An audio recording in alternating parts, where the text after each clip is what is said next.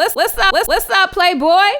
All right, welcome to the final segment of our show, the heart of our show, Ballers Bouquets. Too often in the media, people only want to focus on the negative and salacious things athletes do and never want to give them their credit where credit is due.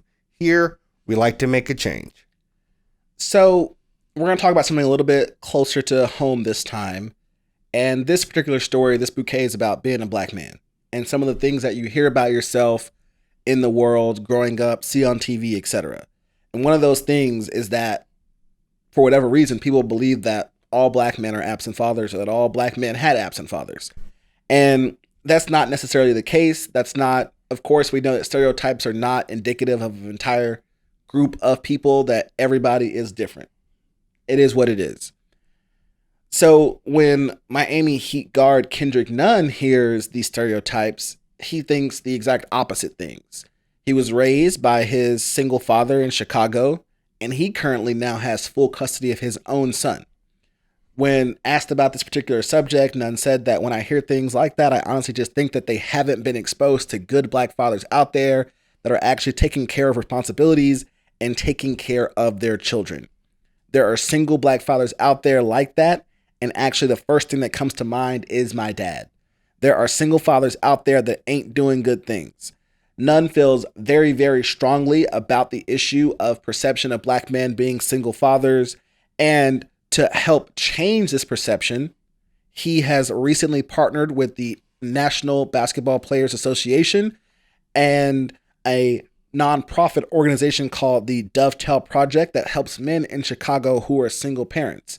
So Nunn recently donated $5,000 of his own money to this nonprofit, and the NBAPA matched that donation.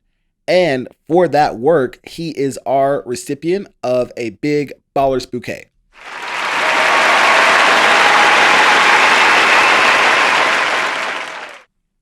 All right, so Kendrick grew up with his older sister Kendall in a... Wait, nigga, what?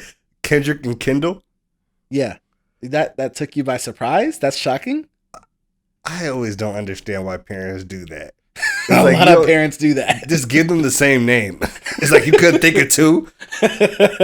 They were both raised by their father, Melvin, who had to take full custody of them because their mother had some mental health issues she was dealing with. She eventually did come back into their life later on, but for the most part, they were raised by their dad, starting from when they were young. His father, Melvin, was a full-time delivery truck driver and was primarily on his own raising the kids. He had some help from family and friends, but mostly on his own. He talked about, particularly when Melvin, Kendrick's dad, was asked about this kind of whole growing up, raising Kendrick, who's now an NBA guard and a player for the Miami Heat, who's doing very well, I might add. He said people were often surprised to hear that he was a single father and would just say, wow, like that's not something I guess people hear very commonly. And so they were just literally surprised and floored by the idea that a black man with almost no help could raise two kids in Chicago. So there's that. Now, speaking of which, they grew up in, is this Calumet City? Yes, it is. I actually had family that used to live there. All right. They grew up in a little house in Calumet City. It's a predominantly black suburb of Chicago. They lived in the same house for most of their entire life.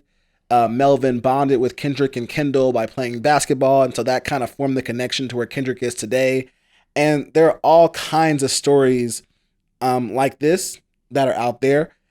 Kendrick Nunn wants us to hear about more of these stories. I think these are good stories. These stories make my heart feel good. I don't know about you. And I want to help other men out there who are in similar situations, because fathers in particular are not usually seen as single parents in general, black, white, or not, or whatever. And so any organization that helps these men figure out how to be a better father, a better man, is something I'm willing to support. And I think that you all should be willing to support. And so that is my kind of transition to saying, kind of plugging the Dovetail Project, which we talked about a little bit before.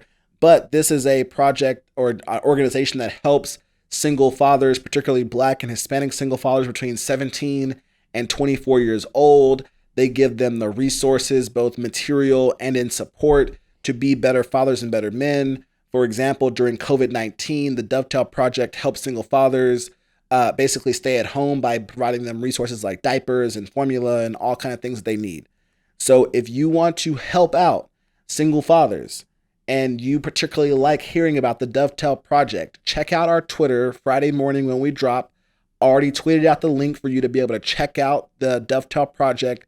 And if you're feeling so kind after you read more about them, donating to them. That's our Ballers Bouquet. We will see you next week. And don't forget about your fathers next month.